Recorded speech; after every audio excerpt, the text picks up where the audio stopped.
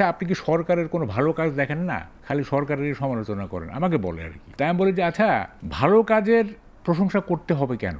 ভালো কাজ করার জন্যই তো তারা দায়িত্বপ্রাপ্ত সরকার, এবং এই জন্য আমরা আমাদের ট্যাক্সের টাকা তাদের বেতন দিই। তো তারা তো ভালো কাজ করবে, এটা প্রশংসার কিছু নাই। বরং আমরা খারাপ কাজ যেগুলি হচ্ছে সেটা যাতে ভালো করতে পারে সেজন্য আমরা সাজেশন দিব। ভালো কাজে প্রশংসার কিছু নাই। এবার একটু অদ্ভুত ব্যাপার আমাদের দেশে কি, ওই শিক্ষক খুব ভালো পড়ান, আরে ভালো পড়ানোর জন্যই তো তাকে নিয়োগ দেওয়া হয়েছে। হ্যাঁ, এখানে তার প্রশংসার কিছু নাই।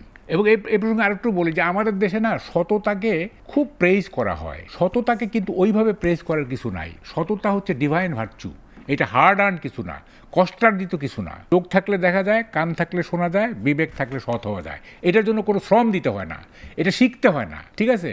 তো একটা ডিভাইন ভার্চু যেটা হার্ড আর্ন না, সেইটা প্রশংসা করার কি আছে? অন্যদেরকে উৎসাহিত করে, এইটা একটা হইতে পারে যে সে সবাই করাপ্ট, সেইখানে সে নিজেকে মানে ওইটা প্রতিরোধ করে নিজেকে সৎ রেখেছে, এই জায়গাটা একটু প্রশংসা পেতে পারে। বাট সততা ইটসেলফ এইটা প্রশংসার কিছু নাই, it's a divine virtue, it is not hard earn something. আচ্ছা এখন দেখেন মূল প্রসঙ্গে আসি।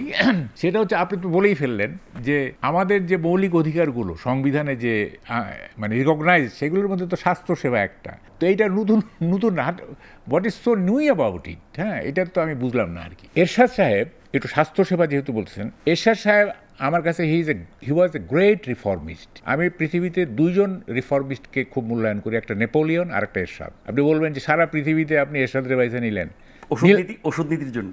শুধু ওষুধ নীতি না, অ্যাডমিনিস্ট্রেটিভ ডিসেন্ট্রালাইজেশন, ইট ইজ এইটা মানে আপনার ব্রিটিশ কলোনিয়াল রুলের পর থেকে এই পর্যন্ত গ্রেটেস্ট রিফর্ম, উপজেলা পদ্ধতি গ্রেটেস্ট। এটা ড্রাগ পলিসি আছেই। আচ্ছা দেখেন এরশাদ দুইটা সংস্কার করতে পারে নাই, একটা হচ্ছে হায়ার জুডিশিয়ারি ডিসেন্ট্রালাইজেশন, আর একটা হচ্ছে হেলথ পলিসি, যেটা আজকে আমাদের মানে আলোচনার বিষয়। তো যদি হায়ার জুডিশিয়ারি কেন ডিসেন্ট্রালাইজ করতে পারলেন না? এটা ব্যারিস্টারদের কারণে। ব্যারিস্টাররা ওই যে নৌকায় কইরা যাইতে হবে 6টা বেঞ্চে, হ্যাঁ 6টা বেঞ্চে, এইটা তারা আন্দোলন কইরা পরে তখন শাহাবুদ্দিন সাহেব ছিল আপনার চিফ জাস্টিস, তখন উনি 8ম সংশোধনীর মাধ্যমে এই অংশটা বাতিল করে দিলেন। কিন্তু সর্বোচ্চ আদালত যেহেতু তার বিরুদ্ধে রায় দিয়েছে। কার বিরুদ্ধে? হাইকোর্টের বেঞ্চ। হ্যাঁ সেটাই তো আমি বলছি। আচ্ছা হেলথ পলিসি সেটা উনি করতে পারলেন, ড্রাগ পলিসি করতে পারলেন, কিন্তু হেলথ পলিসি পারলেন না। কেন পারলেন না? এইটা অধ্যাপক ডাক্তারদের কারণে।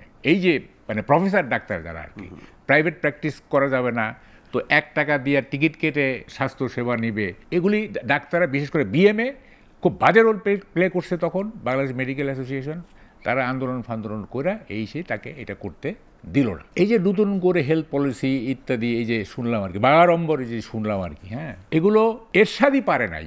হ্যাঁ, আর এই গভর্নমেন্ট পারবে এটা আমি বিশ্বাস করি না প্রথমত।